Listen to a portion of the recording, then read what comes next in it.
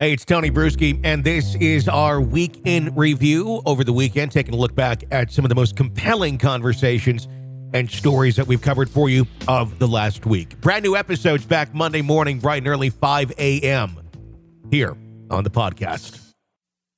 This is the Hidden Killers Podcast. The Hidden Killers Podcast with Tony Brueski. Quite a discovery, quite an arrest, quite a moment on Friday afternoon when a lot of us are starting to get ready to relax and go to the weekend and take a deep breath. Suddenly, out of Long Island, New York, surprise! We think we have the Long Island serial killer. And what an interesting individual this seems to be. Jennifer Coffindaffer is joining us, retired FBI special agent and Hidden Killers contributor. Jennifer, what do we know thus far about the man that they are very confident is the Long Island serial killer, Rex Heuermann? Well, he's being suspected basically linked to a hair that was identified. And that hair, of course, revealed DNA and, in other words, hair on the victim left by the individual who is believed to have killed her. And then there was a piece of pizza crust that was recovered through by law enforcement of the suspect. And that DNA was a match. And so that's the reason we now, law enforcement meaning, has a suspect. That's interesting that it was matched that way through DNA. I know there's some other places that this has been other pieces of evidence circumstantially that are putting him in that place as well, including cell phones and burner cell phones and phones that were used to call some of these women, a lot of them in the sex industry. And it was tied back or triangulated, if you will, all back to the same area on different burner phones at different times. But it was all going to the victims of this, and the triangulation points it back very close to the vicinity of where Mr. Heuermann's home was.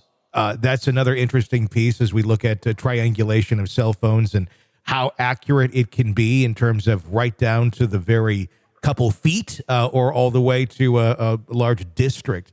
What are your thoughts on that with the cell phone triangulation, adding this on top of the pizza crust?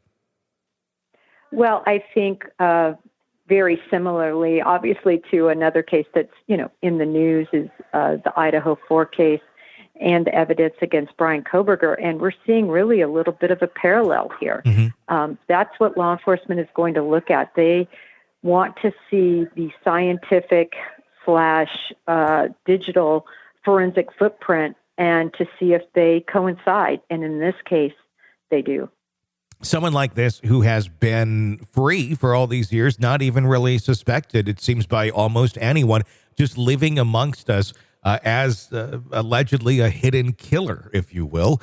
Are we going to end up looking back at this and see more signs when we start to examine him and his life of the last 10 years? You think that may point us to go, oh, well, when you put that into perspective, that does add up more. I think it's a great point. I think when you take the individuals and really take a deep dive into different things they've said, different things in their background, other individuals who have intersected with them that have unique and strange stories that they may be telling now about what he did when he was in their presence. I think we're going to see a lot of that, Tony, people coming forward, if indeed, of course, this is the individual.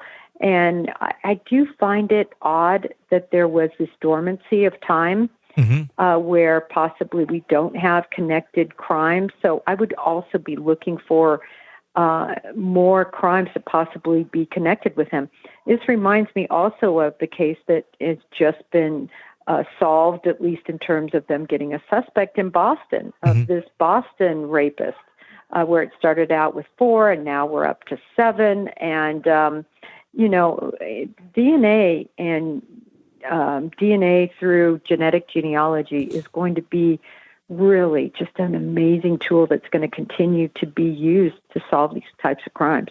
I always say it, if you're sitting at Christmas and somebody hands out the DNA test kits for their familial DNA on Ancestry and everyone's excited, but you got that one weird uncle off in the corner that's like shivering and shaking and sweating, you may be in for a surprise in the next year. Oh, that's funny.